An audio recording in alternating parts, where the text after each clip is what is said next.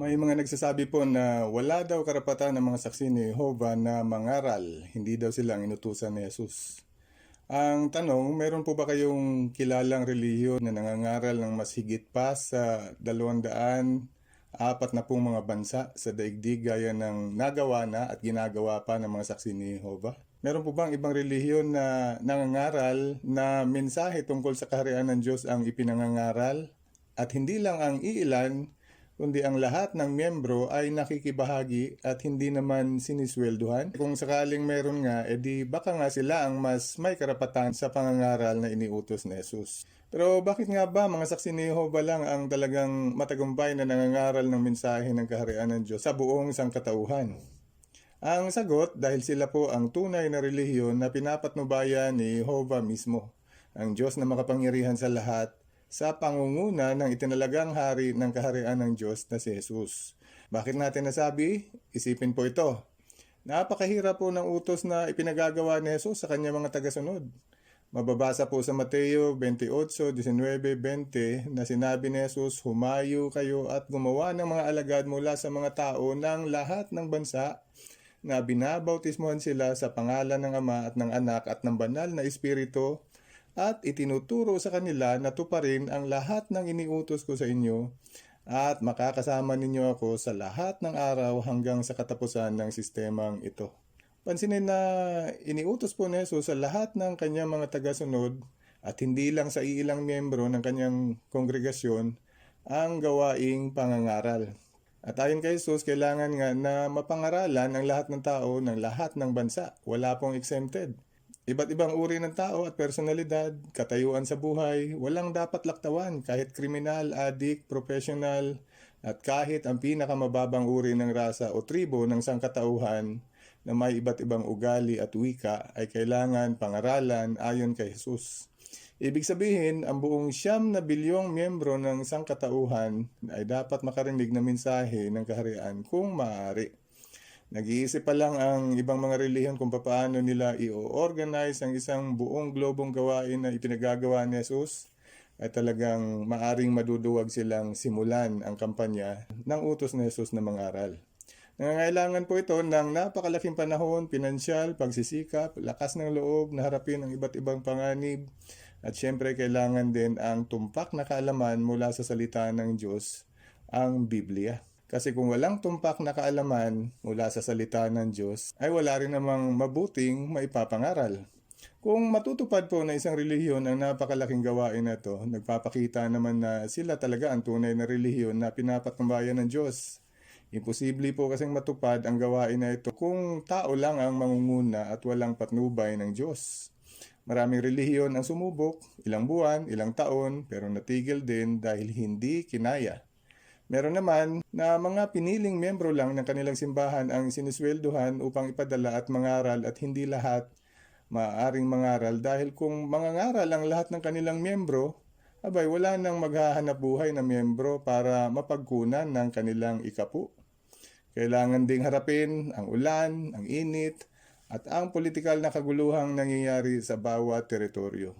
Para maging matagumpay din ang gawain, dapat katotohanan ang ilalapit mo sa tao at hindi huwad na doktrina. Ang mga saksi ni Jehovah, bagaman mahigit 9 milyon lamang ang bilang ng lahat ng bautismadong miyembro, ang bawat isa ay masigasig at masayang nakikibahagi sa gawaing pangangaral sa loob ng mahabang panahon ng kanilang pagiging saksi ni Jehovah. Samantalang sinasabi ng ibang relihiyon sa kanila na dapat magtanim na lang sila ng kamote, kaysa mangaral, kikita pa sila. Isinasantabi po muna ng mga saksi ni Jehovah ang kanilang paghahanap buhay upang bigyan daan ang schedule ng kanilang pangangaral na gawain. Ang totoo, mas mahalaga sa mga saksi ni Jehovah ang pag-una sa pagtupad sa gawaing iniutos ni Jesus kaysa sa kanilang paghahanap buhay. Sa maniwala po kayo at hindi. Mukhang hindi magandang desisyon na unahin ang pangangaral kaysa paghahanap buhay, baka sabihin mo. Pero nangako kasi si Jesus sa Mateo 6:33, "Patuloy kong gayon na hanapin muna ang kaharian at ang kanyang katwiran, at ang lahat ng iba pang mga bagay na ito ay idaragdag sa inyo." Kaya yan po ang pangako ni Jesus sa kanyang mga tagasunod. Idadagdag niya ang lahat ng pangangailangan natin kung gagawin nating prioridad ang espiritual na mga bagay. Tiwala ang mga saksi ni Jehovah na tutuparin nga ng Haring si Jesus ang kanyang pangako.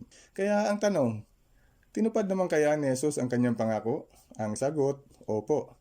Hindi po magtatagumpay ang gawaing pangangaral ng mga saksi ni Jehovah sa buong daigdig sa loob ng napakahabang panahon kung nakalimutan ni Jesus na tuparin ang kanyang pangako. Baka malamang nagpalimos na lang sana ang mga saksi ni Jehovah kung wala ang paglalaan ng Haring si Jesus. Hindi din naman sila yumayaman ng husto sa material dahil utos din naman ni Jesus na maging kontento sila sa kung anong ibibigay niyang paglalaan ayon sa sinabi niya sa Mateo 6:25. Ito po ang sabi, huwag na kayong mag-alala kung ano ang kakainin o iinumin ninyo, kung ano ang isusuot ninyo. Hindi ba mas mahalaga ang buhay kaysa pagkain at ang katawan kaysa pananamit? Siyempre, alam din ni Jesus ang mga pangangailangan ng kanyang mga lingkod maliban sa pagkain at damit. Kaya sinabi niya sa Mateo 6:33, ang lahat na iba pang bagay na ito ay idaragdag sa inyo. Masaya at kontento naman ba ang mga saksi ni Jehovah sa kanilang pagtupad sa gawaing pangangaral? Ang sagot, opo. Dahil kung hindi, magiging tulad lang din sila sa ibang relihiyon, sumubok lang na mangaral mga ilang linggo at tumigil lang din dahil nabagot, hindi nakaramdam ng kasiyahan. Siyempre, napakahalagang aspeto po ng gawaing pangangaral ang pagtataglay ng katotohanan. Ano po ang magiging silbi ng pangangaral kung ang pangangaralan mo ay kapareho mo lang din naman ng doktrina? Kaya po iniutos ni Jesus ang pangangaral ay dahil gusto niyang ipaalam kung ano ang katotohanan sa gitna ng mga huwad. At dapat nga itong malaman ng mga taong na biktima ng mga huwad na mga doktrina. Kung huwad lang din naman ang dala mong doktrina, siguradong hindi ka rin naman magtatagumpay na mahanap ang mga tapat pusong mga individual na tumugon sa mensaheng dala mo. Pag-isipan po ito, ang lahat halos ng relihiyon sa daigdig ay naniniwala sa mga huwad na turo ng walang hanggang pagpapahirap sa maapoy na impyerno, walang kamatayang kaluluwa, trinidad at pagsamba sa mga rebulto. Kaya hindi na po kailangan pangaralan pa ang mga taong naniniwala sa mga doktrinang ito kung ito rin naman ang pinaniniwalaang doktrina ng tunay na mga tagasunod ni Jesus na inutusan niyang mangaral. Mabuti na lang, kasama ng patnubay ng Diyos ang pagkaalam ng kanyang mga lingkod sa turo ng katotohanan at ipinaalam din sa kanila na ang mga nabanggit na doktrina ay mga huwad na doktrina ng kasinungalingan at dapat ituwid. Alam ng mga saksi ni Jehovah ang totoong mensahe ni Jehovah at ni Jesus, kaya hindi po sila takot mangaral, kaya matagumpay nilang natupad ang atas na tinanggihan ng ibang nag-aangking Kristiyano lamang. Itinuro ni Jesus, si Jehovah lang ang dapat sambahin ayon sa Mateo 4:10. At isa po ito sa mensahe ng katotohanan na gusto ni Jesus na ipangaral ng kanyang mga tagasunod samantalang ang mga nag-aangking Kristiyano, si Jesus po ang kanilang sinasamba at kinikilalang Diyos na makapangyarihan sa lahat.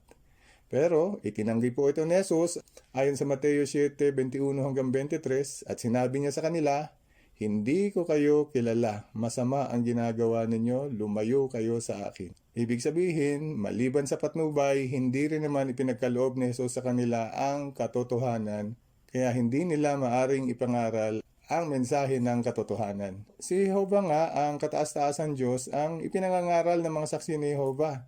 At ito na po ang pinakamalaking hibla ng katotohanan na dapat ipangaral ng mga lingkod ng Diyos dahil mulat sa pool, gustong itago ni Satanas sa buong sangkatauhan ang dalisay na pagsamba kay Jehovah. Pansinin din na mensahe ng kaharian ng Diyos ang tema na gustong ipaabot ni Jesus sa sangkatauhan. Hindi ka maaring mangaral na mamamahala ang kaharian ng Diyos at si Jesus ang magiging hari sa langit at sa lupa kung ang politikal na kaayusan ng daigdig ang sinusuportahan mo dahil ang sabi mismo ni Satanas sa Lucas 4:5 at 6, pagmamay-ari niya ang mga kaharian sa lupa. Hindi matanggap ng mga nag-aangking Kristiyano na mabuting balita nga ang mensahe ng kaharian ng Diyos at ipapalit ito ng Diyos sa mas minamahal nilang mga kaayusan sa politika dahil nakikinabang sila sa mga salapi na ibinibigay sa kanila ng mga tiwaling politiko. Kaya may conflict of interest po si Jesus at ang mga lider ng huwad na relihiyon. Mga saksi ni Jehovah lamang talaga ang neutral sa politika ng sanlibutan dahil alam nila na si Satanas nga ang nagmamay-ari sa mga ito. At umaasa sila na ang gobyerno ni Jesus ay naharap na kanilang ang ipinangangaral ang siyang mamamalaging kaayusan sa buong tinatahanang lupa.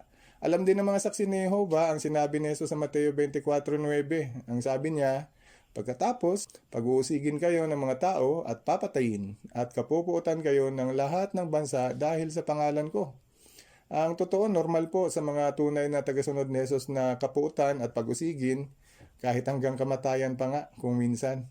Dahil malibang makapangyarihang mga grupo ang nagtuturo ng huwad ng mga doktrina tulad din ng mga iskriba at pariseo noon at mga lider ng simbahan noong panahon ni Jesus, kaalyado pa po ng mga ito ang pamahalaan ng tao na ayon kay Satanas ay pag-aari niya, pinamumunuan niya. Kaya galit ng tao at galit ni Satanas talaga ang kalaban ng mga mangangaral ni Jesus. Pero kailangan din nilang patunayan ang kanilang hindi natitindag na pananampalataya sa Diyos. Ang sabi ni Jesus sa Mateo 24:13, ang makapagtiis hanggang sa wakas ay maliligtas. Mabuti na lang at kasamang ipinagkaloob ni Jesus sa mga lingkod niya ang tulong ng banal na Espiritu upang magtagumpay sa lahat ng hamon ng pangangaral. Sinabi niya sa Gawa 1:8, tatanggap kayo ng kapangyarihan kapag dumating sa inyo ang banal na Espiritu at magiging mga saksi ko kayo sa Jerusalem, sa buong Judea at Samaria at hanggang sa pinakamalayong bahagi ng lupa. Kaya inihula nga ni Jesus hanggang sa pinakamalayong bahagi ng lupa ang maaabot ng gawaing pangangaral. Kaya ayon din sa teksto, tinawag din ni Jesus na mga saksi nga ang kanyang mga lingkod na inutusan niyang mangaral mula sa Jerusalem hanggang sa pinakamalayong bahagi ng lupa. Kaya pala mga saksi ni Jehovah lang talaga ang nakagawa ng buong globong pangangaral dahil inihula din pala ni Jesus na mga saksi nga lang ang gagawa nito. Hindi dapat magtaka kung bakit masaya at matagumpay nilang ginagampanan ang gawain na ito. Ang sabi ni Jesus, kung babalikan natin ang sinabi niya sa Mateo 28:20, makakasama ninyo ako sa lahat ng araw hanggang sa katapusan ng sistemang ito. Kaya suportado talaga ni Jesus ang pangangaral ng kanyang mga saksi. Pero ang pinakamalaking saligan na mga saksi ni Jehovah nga ang tanging may karapatan na mangaral ng salita ng Diyos ay ang mismong sinabi ng pinakamakapangyarihang Diyos na si Jehovah mismo sa Isaias 43:10 at 11. Kayo ang mga saksi ko, ang sabi ni Jehovah, oo, ang lingkod ko na aking pinili para makilala ninyo ako at manampalataya kayo sa akin at maunawaan ninyo na hindi ako nagbabago. Bago ako ay walang Diyos na ginawa at wala rin namang iba na kasunod ko. Ako si Jehovah at bukod sa akin ay walang ibang tagapagligtas. Kaya ayon sa teksto, gusto daw ni Jehovah na makilala siya ng tao, kaya nagsugo siya ng mga tao upang mangaral sa sangkatauhan. Isinugo niya ang kanyang mga saksi upang tumistigo o magpatotoo ang kanyang mga saksi ni Jehovah.